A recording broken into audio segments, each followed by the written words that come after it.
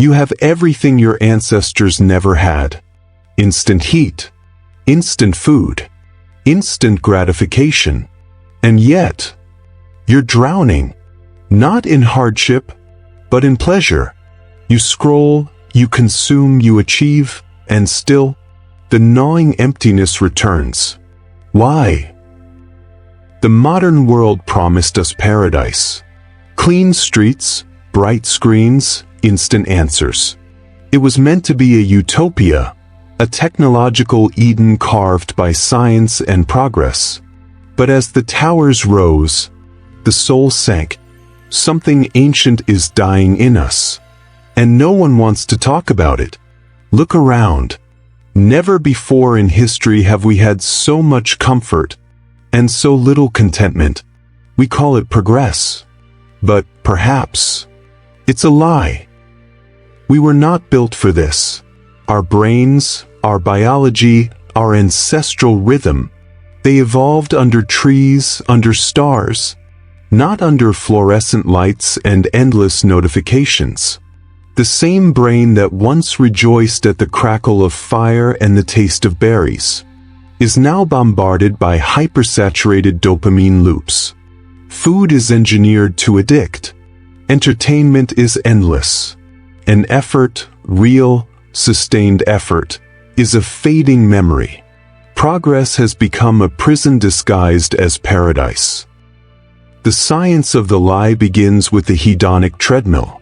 Psychologists define it as the cycle of adaptation.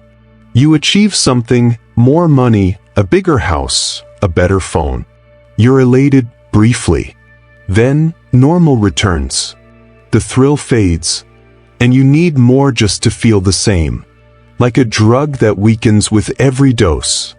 And so we chase. Not because we're thriving, but because we're numb. We are rats in a lab, pressing the lever for one more hit. But the lever never ends. Even our dreams of happiness, are they truly ours? Or just reflections of a culture that equates more with better? Let me ask you something. If you had nothing to prove, no one to impress, no algorithm to feed, what would you chase? Would you still want a faster car? A shinier life? Or would you rediscover the joy in the slow, the silent, the sacred? This isn't the first time humanity fell for the myth of utopia. In every age, we've imagined golden futures. The Greeks dreamed of Arcadia. The Enlightenment thinkers believed reason would free us from suffering. The 20th century gave us visions of space-age perfection, hover cars, robot butlers, endless leisure. But every time we reach the so-called paradise, something vital goes missing. Disconnection, depression, suicide, the ghosts of utopia. The problem isn't that we failed to reach the dream. It's that the dream itself was hollow. Here's the bitter truth. Progress has made life easier, but not better, not deeper, not more human, because comfort without meaning becomes anesthesia. And we are sedated by screens, smothered by convenience. The great existential pain of our time is that we no longer suffer in the body, but in the soul. And yet, modernity has removed the why. We no longer struggle for survival, so we no longer question what we're surviving for. Progress gave us the how, but stole the why. You wake up, you swipe, you work, you buy, you binge, you sleep, and somehow you're still unfulfilled, still aching for something primal, something true. This isn't a flaw in your character. It's a symptom of the age. We are the first generation to live in luxury and feel lost. We're overdosing on pleasure and starving for purpose. And so we must ask, is this what evolution led us to? A world of blinking lights and endless scrolling? A digital Eden where we no longer feel alive? The lie of progress is not that things got better. It's that we confused ease with meaning. And now, we're comfortable in a cage too soft to see. It begins with a ping, a like, a buzz, a tap. You don't notice it anymore, not because it's quiet, but because it's constant. You chase pleasure the way a greyhound chases a mechanical rabbit, with a burning speed, but never with a rival. Because here is the modern tragedy. We're not addicted to pleasure. We're addicted to the anticipation of it. This is the lie the world whispers to you in every algorithmically tuned corner of your screen. Just one more scroll, one more purchase, one more hit of novelty, and then you'll feel it. Then you'll arrive. But the brain never arrives. Because the systems we live in, the digital infrastructures and consumer rituals, are designed to exploit the very neurotransmitter that once helped us survive. Dopamine. Dopamine is not pleasure. Dopamine is the pursuit of pleasure. It motivates. It propels. It makes you act. But in our world, this mechanism has been hacked, flooded, overstimulated. You're not living in a pleasure economy, you're trapped in a dopamine economy. An economy that sells you desire, but never fulfillment. We were never meant to face this much stimulation. Your ancestors lived in slow rhythms, the hunt, the fire, the silence. They felt reward after days of effort, weeks of waiting, months of endurance. Today, you can swipe, click, and inject microdoses of stimulation into your nervous system in seconds. Thousands of times a day. But your brain hasn't evolved. It's still ancient, still delicate. And like any system, when overloaded, it crashes. This is the paradox of the 21st century. We have more pleasure than ever, and yet less joy. Why? Because the machine keeps moving the finish line. Progress promised us paradise. But what it delivered was a treadmill, sleek, glowing, endlessly moving. And no matter how fast we run, the reward always seems just out of reach. We are not becoming more advanced. We are becoming more conditioned. The system tells you to consume not because you lack, but because it needs you to feel like you lack. And so modern misery isn't loud. It's silent, not a scream, but a slow, aching hum beneath the surface of life. It shows up in strange places. In the anxiety you feel when your phone is across the room. In the emptiness after binge-watching an entire series. In the confusion after another purchase that didn't fix the sadness. In the urge to check a screen the moment silence arrives. It's not random. It's engineered. You have been trained to expect a reward every few minutes. And when it doesn't come, your mind doesn't rest, it spirals. You don't go inward. You go outward, looking for the next fix, the next thing. This is not evolution. This is addiction dressed up as innovation. The worst part isn't that this system fails to satisfy. It's that it convinces you the fault is yours. That you're not productive enough, not optimized, not grateful, not spiritual enough, not trying hard enough to be happy. But this is the gaslight of modernity. You are told to be happy in a system that profits off your emptiness. You are told to find peace in a world designed to keep you distracted. You are told to slow down by devices that punish stillness. The hedonistic treadmill isn't a glitch. It's the default setting. And the only way to step off is to see it for what it is. A cycle that promises freedom, but thrives on control.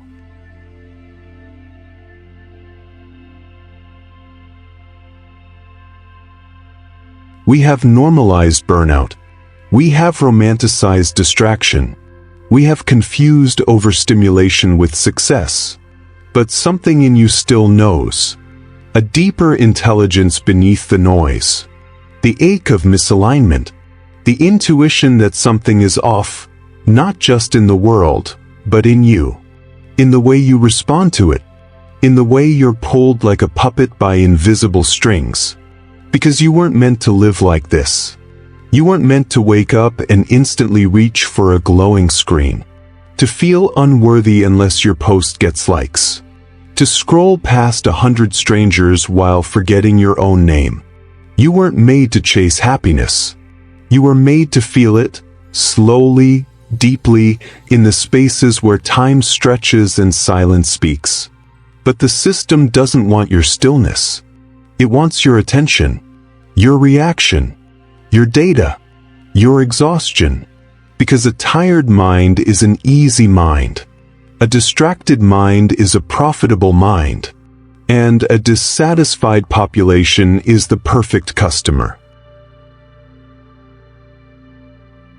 The world today moves faster than your nervous system was ever meant to process. Push notifications hijack your attention. Advertisements stimulate your hunger. Endless scrolls feed your curiosity, not to enlighten, but to keep you grazing, like livestock before the slaughter of time. Your brain is still wearing the clothes of the savannah, woven with 200,000 years of instinct. It was designed for firelight stories, not pixelated illusions. For hunting prey under open skies, not chasing metrics in a fluorescent cage. And yet, here you are. Awake at 3 a.m., eyes locked on a glowing rectangle, looking for something, anything, to make the emptiness stop. But it doesn't stop. Because what we call progress is often just overstimulation in disguise. We believed we were building a utopia. Instead, we built a system so overwhelming that the very core of our biology cannot keep up.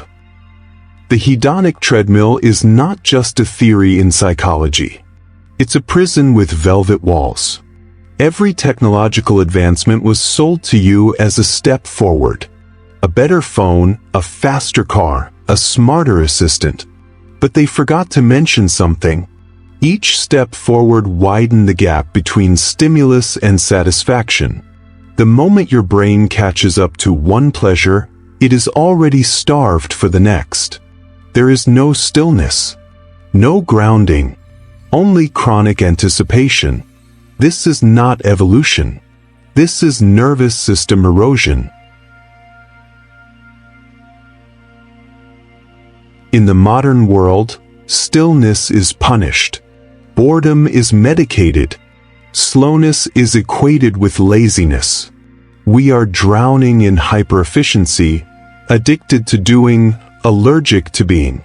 Your mind was never designed to process 10,000 dopamine hits before breakfast. And yet the algorithms applaud you for it. They whisper, just one more reel.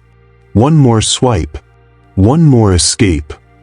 But your nervous system screams in silence. It screams in the form of burnout, but you call it ambition. It shows up as anxiety, but you call it productivity. It steals your focus, your presence, your sleep, but you keep feeding it. Because in this society, suffering is disguised as advancement. Let's talk about utopia myths. History is full of them. Plato's Republic, the Garden of Eden, the industrial dream. They all promise a world of order, perfection, and peace. But they all have a dark side. The loss of the individual. Modernity tells you, trust the system. Follow the roadmap. Get the degree, take the job, upgrade your life. But what happens when the roadmap leads to existential emptiness? What happens when the promised land looks like a concrete jungle filled with anxious minds? You begin to realize that this wasn't progress. It was a cleverly disguised migration into mental slavery. A utopia designed by corporations, not philosophers. Optimized for profit, not human flourishing. The lie of progress is this: that we have moved forward, when in truth, we've just moved faster into chaos.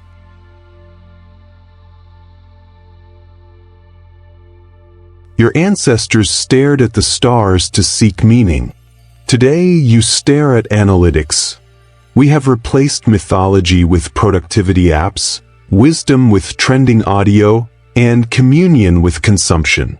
But ancient wisdom warned us. The more man tries to conquer nature, the more he risks losing himself. Now you live in a world that feels artificial. You order food from screens. You mourn through emojis. You celebrate with filtered perfection. Everything has been flattened. Even emotion. You are no longer allowed to feel, only to perform. And that performance is making you sick. So what's the cost? It's not just mental health. It's the disintegration of the human soul. We have traded belonging for bandwidth, depth for convenience, mystery for algorithms. You are miserable not because you are weak. You are miserable because your environment is not humane. Because your biology, ancient, poetic, sacred, is being asked to function in a machine world. And it's breaking. Slowly, quietly, elegantly, like a violin string stretched beyond its tune, until it snaps.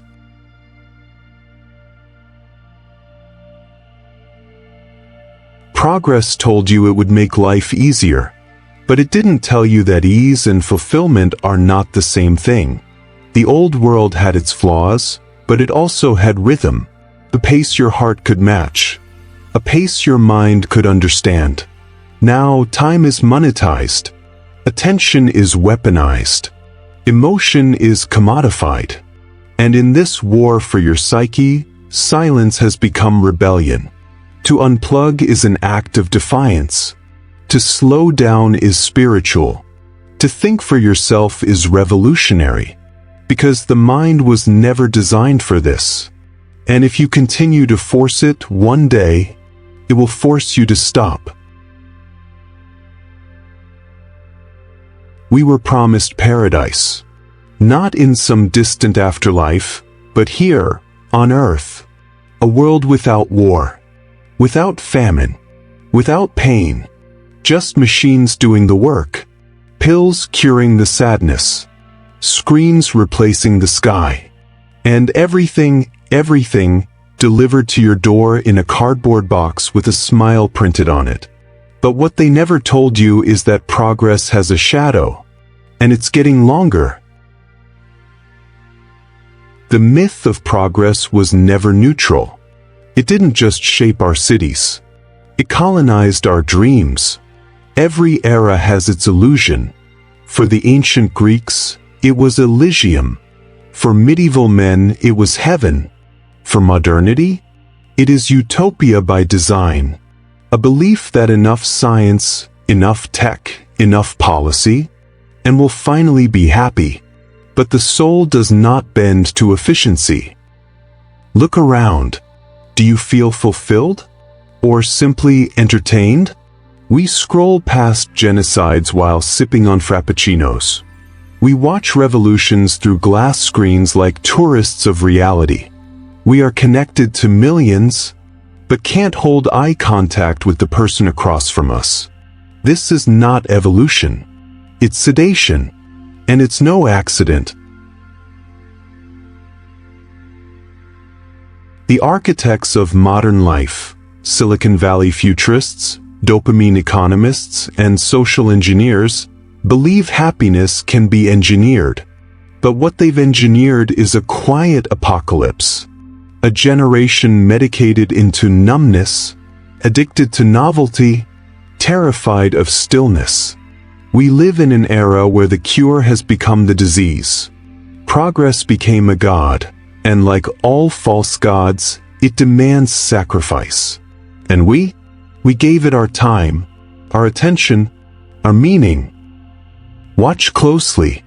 Behind every promise of convenience, there's a trade you didn't consent to. That dating app that brings people together? It's training your brain to see love as a marketplace. That AI voice assistant? It's listening when you're not. That hyper-targeted ad? It knows what you crave before you do.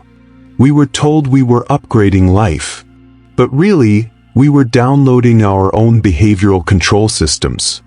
You don't notice the cage when it's comfortable. Because true freedom is not the ability to choose between 1,000 distractions. It is the courage to face life without sedation, to feel discomfort, to hold grief, to sit in silence with your wounds and not rush to heal them through another purchase, another show, another swipe. But we weren't taught that. We were taught to consume pain away. And now, even our suffering feels commercial. Modern man is not suffering from lack. He's drowning in abundance. But what he lacks is a reason to exist. He wakes in a smart home, drinks fair trade coffee, listens to podcasts on biohacking, and yet, he quietly wonders why he still wants to disappear. Because meaning is not something you consume. It's something you wrestle with. And when we built a world without friction, we accidentally erased the conditions that make life worth living. So here we are. The utopia they sold us is glitching. The smiles in the commercials don't reach the eyes. The innovations keep coming, but the existential hunger only grows louder. And no amount of progress can solve a problem of the soul. We've tried to upgrade ourselves into bliss. Instead, we outsourced our spirit to machines. And now, we must ask the question modernity fears most. What if the way forward is to go back? Back to discomfort, back to community, back to ritual, back to the inner world modernity told us to ignore. Because unless we return to meaning, progress will only carry us further into the void. Hope is a beautiful lie. It tells you that if you just hold on, endure the boredom, the numbness, the meaninglessness, something better is coming. A promotion, a smarter phone, a smarter city, a smarter you. Just wait. Progress will fix it. But the myth of progress has always dangled the future like a carrot before the weary beast of man. And we have become the beast that walks in circles, pulling the same cart through different centuries.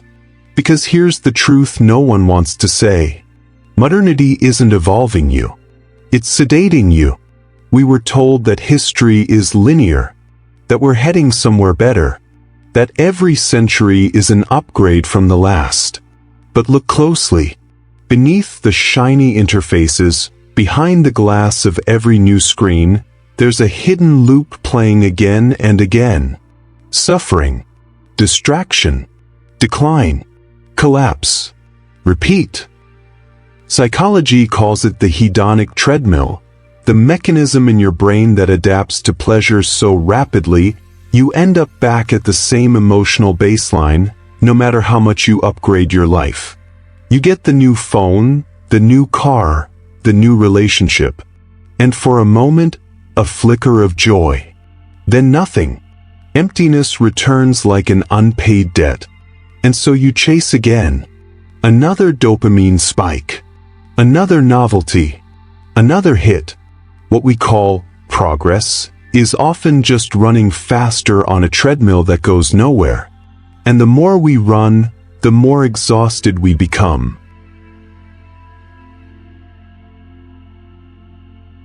The ancients feared the future. They respected its mystery. We worship it.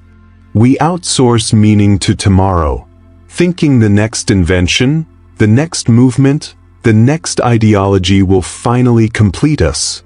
But progress without direction is just acceleration into the void. We've mistaken movement for meaning, innovation for insight, and now we're drowning in a world that moves too fast for the soul to follow. The Stoics warned us about this. Marcus Aurelius, in his Meditations, observed how men waste their lives in constant motion, rarely pausing to ask, "Why am I moving at all?" Today, you live in an empire of upgrades, software updates, body enhancements, AI everything, faster, cleaner, newer. But none of it addresses the core problem. The emptiness inside hasn't changed. Our ancestors feared war, famine, and disease. We fear silence. We fear stillness. We fear being left alone with our thoughts. So we scroll. We binge. We stimulate. We distract. Because without constant sensory input, the illusion collapses. And we begin to sense the hollow center of all this progress. Every utopia dreamed by modern ideologies, be it technological, political, or spiritual, eventually turns into a cage. Because utopias don't understand human nature. They believe suffering can be eliminated, that flaws can be engineered out, that paradise can be manufactured. But suffering is not a glitch. It is the operating system of consciousness. And to strip it away is to strip away everything that gives meaning, longing, effort, growth, transcendence. A world without suffering would be a world without depth. And so every attempt to create a perfect future has, paradoxically, led to some of history's darkest moments. From the French Revolution's guillotine dreams to Silicon Valley's eternal optimism, we've seen it again and again. Those who promise utopia often deliver dystopia. Why? Because they forget the soul. They forget that man is not a machine. That pain cannot be patched. That progress cannot be programmed into the heart. And so we end up with sleek surfaces and empty cores. Smart homes filled with anxious minds. Longevity without vitality. Connection without intimacy. We are not progressing. We are distracting. And distraction is not evolution. It is erosion. Erosion of self. Erosion of community. Erosion of spirit. We were not built to live this way. Our minds evolved for still forests, not blinking screens. For myth, not marketing. For ritual, not routine. For depth, not data. Yet here we are, addicted to ease, and paying for it with our souls. Progress is not the enemy, but unexamined progress is. The lie is not that technology exists. The lie is that it completes us. You are not broken because you're unhappy in the modern world. You are responding correctly to an unnatural life. And if you've ever felt that quiet ache, that soft voice whispering, "This isn't it," then maybe, just maybe, you're finally beginning to wake up. We were told we were evolving, that modernity would save us, that if we surrendered tradition, rewrote our myths, digitized our thoughts, and blurred the lines between man and machine, we'd be free. But freedom, real freedom, requires discomfort, and the paradox of progress is this. The more we seek to eliminate suffering, the more fragile, dependent, and hollow we become. We scroll endlessly not out of choice, but because we've lost the ability to sit still with ourselves. We chase updates, followers, and upgrades, but it's our soul that's been left outdated. We measure success in screen time, in steps counted by smartwatches, in notifications and data, instead of moments of silence and human warmth. What we call progress is often just cleverly disguised dependency.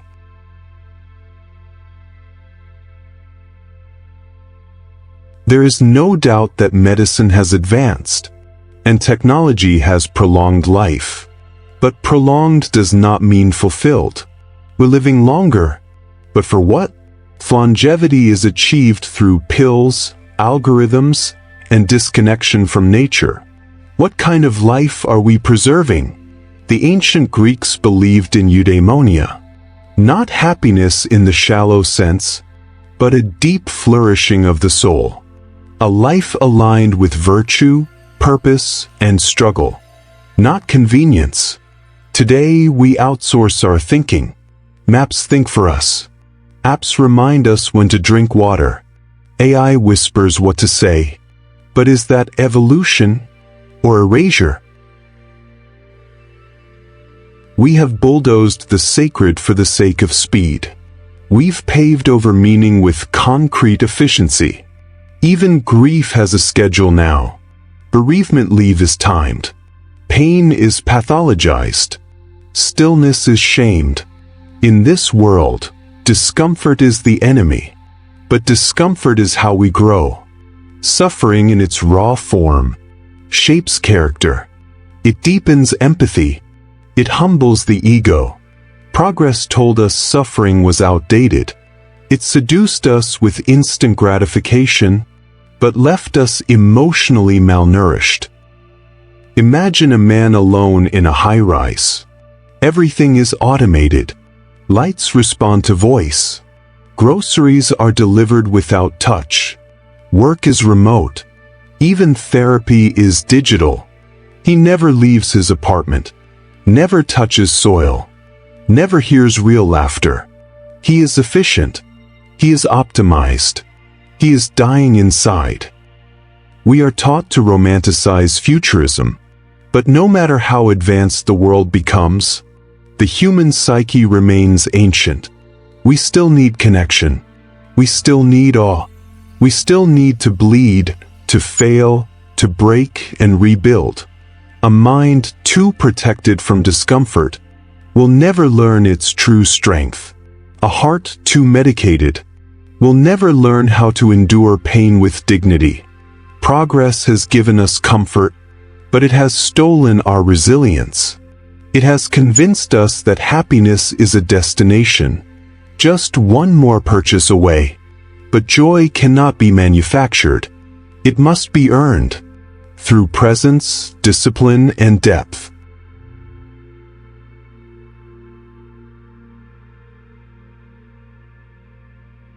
We have more tools than ever. More knowledge, more content, more access. But are we wiser? We mistake knowing for understanding, speed for insight, and pleasure for fulfillment.